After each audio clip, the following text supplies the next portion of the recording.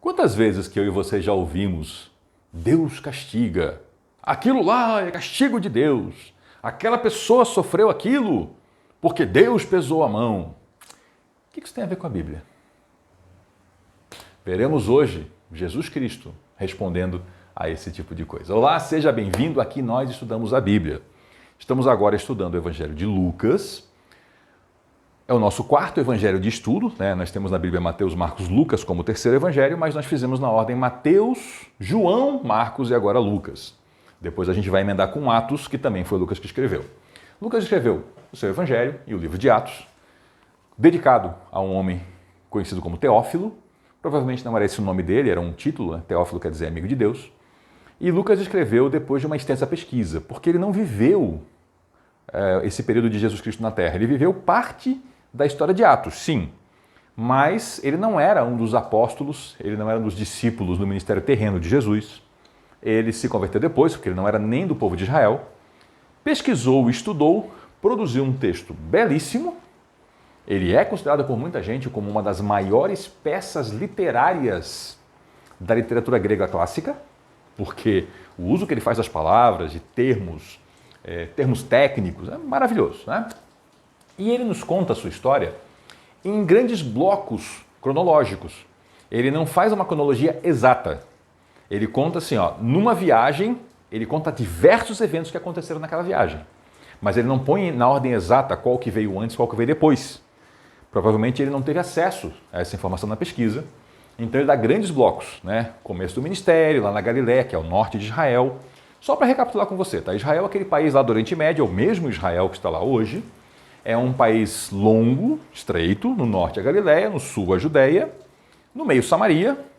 Lá na Galiléia tem o Mar da Galiléia, também chamado Lago de Tiberíades. Tem, enfim, nomes históricos. O Rio Jordão correndo de lá para o sul, para o Mar Morto. No sul também tem a capital, Jerusalém. A mesma Jerusalém que lá está até hoje. E um pouquinho mais para leste, Jericó, a cidade mais antiga do mundo, que nós já estudamos aqui também sobre ela nesse livro. No ponto que nós estamos agora, capítulo 13, o que está acontecendo? Jesus saiu numa jornada, numa grande viagem da Galiléia para Jerusalém, para entrar em Jerusalém, lá em Jerusalém, concluir seu ministério. Lá ele vai ser o quê? Traído, preso, torturado, morto e vai ressuscitar. Só que essa jornada ela não é linear, ela não é uma única viagem. Ela é uma longa viagem com idas e vindas. Nós já estudamos aqui que Jesus passou por Betânia, na casa de Marta, Maria e Lázaro. Lucas não fala que era em Betânia, a gente conhece isso pelos outros evangelhos. Betânia era uma vila coladinha em Jerusalém e ele não entra em Jerusalém, ele continua ministrando e ensinando. E agora, no capítulo 13, é que a gente vai ver que ele continua na viagem mesmo. Quando nós chegarmos lá no verso 22, vai estar escrito que Jesus foi pelas cidades e povoados e ensinava prosseguindo em direção a Jerusalém. Então a viagem é uma grande jornada, ou seja, ele saiu da sua residência em Cafarnaum, na casa de Pedro, e começou uma viagem. Saiu de uma situação fixa para entrar em Jerusalém, mas essa viagem foi voltas pelo país, um ministério itinerante. Capítulo 13, então, diz assim, naquela ocasião, típico de Lucas, naquela ocasião, naquele tempo, certo dia, a cronologia não é exata, é um bloco de eventos. Naquela ocasião, alguns que estavam presentes contaram a Jesus um episódio bem recente. Pilatos era o governador da Judéia. Vamos aqui recapitular o que aconteceu. Roma, o grande império romano, aquele que você estuda nos livros de história, dominava essa região nessa época, dominava todo mundo conhecido, né? E o país de Israel, eles dividiram em 4 governos, eram chamados tetrarquias. Então a gente tinha lá o Herodes, o famoso Herodes, né? O grande rei Herodes governou o país todo. Depois que ele morreu, Roma dividiu em tetrarquias e o outro Herodes, que era filho dele, governava o norte, Galiléia. E lá na Judéia, quem estava governando era Pilatos, o mesmo famoso Pôncio Pilatos, que até aparece no Credo Apostólico, não sei se você conhece, existe uma fala histórica que vem lá do começo do cristianismo, que é uma declaração de fé. E essa declaração fala que nós cremos em Jesus Cristo, que ele padeceu sob a autoridade desse Pôncio Pilatos. Ele foi morto por Pôncio Pilatos. Então eles contaram que esse Pilatos, que mais tarde vai ser o que vai julgar Jesus, ele misturou o sangue de alguns galileus com os sacrifícios deles. Os galileus moravam no norte do país, eles viajaram para o sul, para Jerusalém. Como é que a gente sabe disso? Porque só se oferecia sacrifício dentro do templo. A religião judaica, ela é muito peculiar e ela é muito diferente de um monte de coisas que se tem por aí que são, vamos dizer assim, imitações grotescas do judaísmo, tá? O que eles faziam? Eles iam para Jerusalém, lá dentro do templo, e lá eram feitos sacrifícios de animais. Não pense em algo bárbaro, não era, tá? O animal era feito um abate desse animal, o que nós hoje chamaríamos, inclusive, de um abate humanitário, tá? Tanto que hoje nós temos abate religioso, no Brasil, por exemplo, se pratica o abate religioso judaico, o árabe, e muita gente que não é dessas religiões prefere comprar essas carnes porque é melhor, porque o animal tem um abate com menos sofrimento. Tá? Então, só para você saber. E outra coisa, tá? O animal era abatido e as porções nobres do animal eram comidas, tá? Então era um abate cerimonial para depois fazer uma refeição sagrada pro sacerdote, tá? Isso é só uma parte. Um dia a gente vai estudar a lei juntos ainda, mas só para você saber. Quando esse pessoal estava lá, tinham vários ritos de sacrifício, mas a pessoa que oferecia o sacrifício sempre estava presente. Mas não era ela que fazia o rito, era um sacerdote consagrado. A pessoa estava presente. Então essas pessoas estavam lá com os seus animais, oferecendo isso a Deus. Eram expressões de gratidão, de reconhecimento da dependência de Deus. E Pilatos entrou com uma tropa no templo. E ele fez uma barbárie, uma carnificina dentro do templo, que o resultado, quando acabou, é que o sangue dos animais e o sangue daquelas pessoas já estavam misturados. Porque ele entrou matando um monte de gente. E eles contaram isso para Jesus. Né? Era um episódio recente. E aí, junto com isso, era muito comum, naquela época, que viessem expressões de desaprovação às vítimas. Já ouviu essa história de alguém ser vítima de um crime e pessoas culpam a vítima? Isso acontecia também. E se tinha uma ideia de que era, assim, um ato de Deus. Se isso aconteceu com ele é porque Deus quis. É como hoje uma pessoa que fica com uma doença grave e alguém fala assim, deve ter pecado oculto aí, é a mão de Deus. Não, é doença. Jesus falou que as coisas acontecem para bons e maus. Deus é bom e manda chuva sobre todos, mas o mal também se abate sobre todos. E muita gente ainda hoje quer classificar as pessoas com base em fatos aleatórios da vida.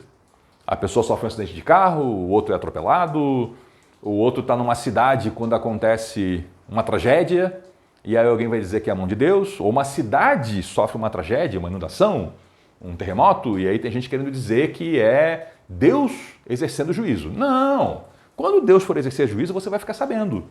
Porque Jesus Cristo falou que ele voltaria sobre as nuvens com poder e glória e todo o planeta o veria. Então calma! Quando for juízo, você vai ficar sabendo. Por enquanto, é só intriga do pessoal. É só futrico.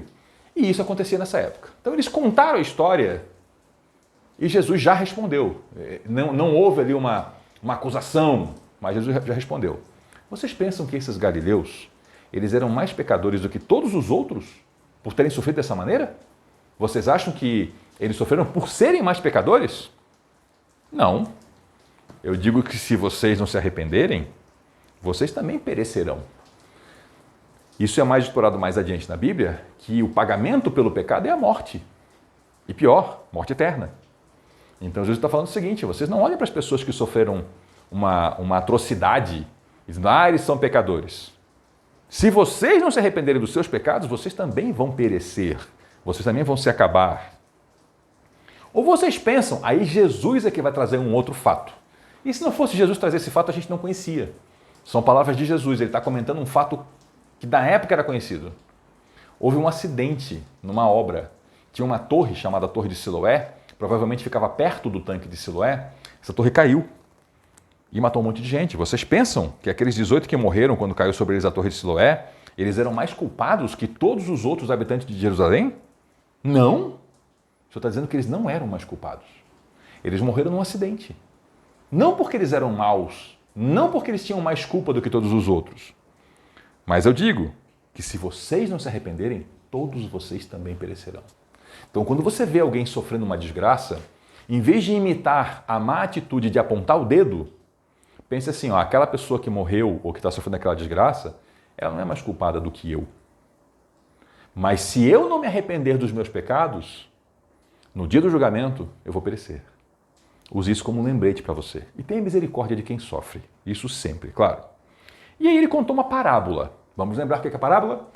Parábola é quando conta-se uma história fictícia, de fatos da vida cotidiana, que todo mundo conhece e entende, para com isso revelar verdades superiores, verdades celestiais. Ele conta uma parábola.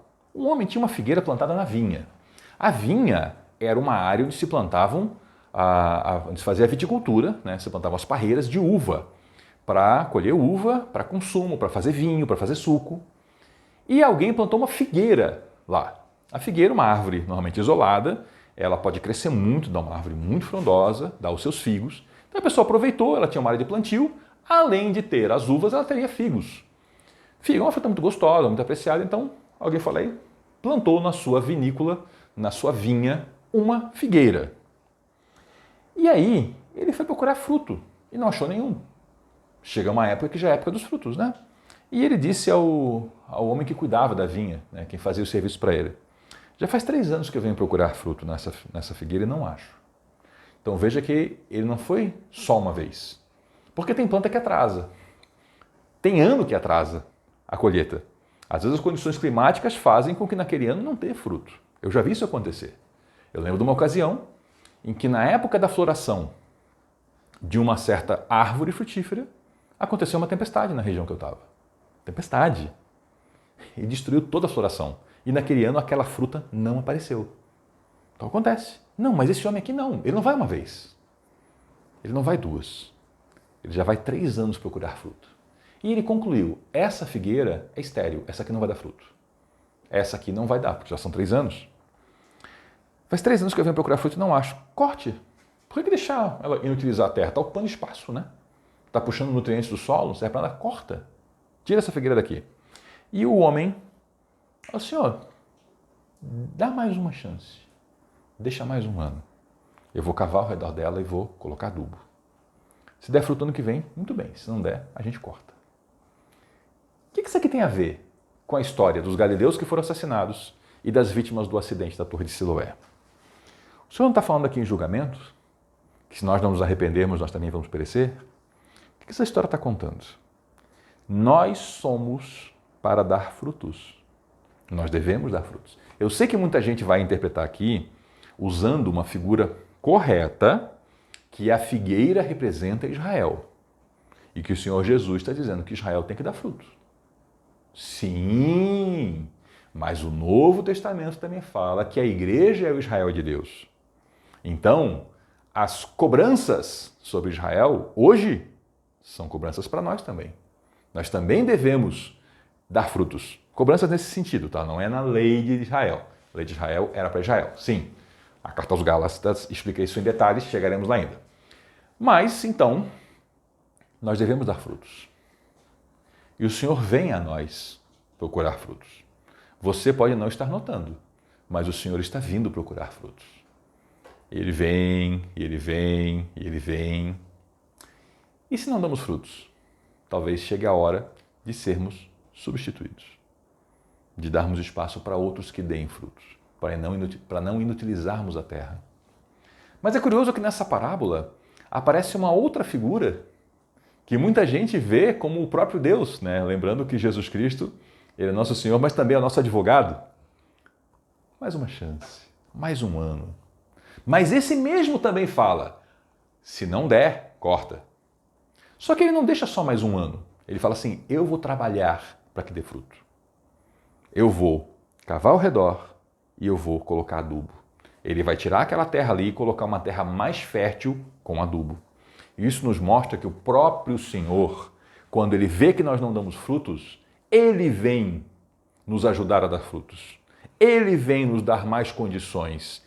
Ele vem colocar mais coisas boas para que a gente dê fruto. Se não der fruto, Ele corta. o julgamento existe. Não podemos esquecer desse aspecto muito, muito importante da palavra de Deus. Muito obrigado por nos acompanhar até aqui. Volte na próxima, porque aqui nós estudamos a Bíblia. Até lá.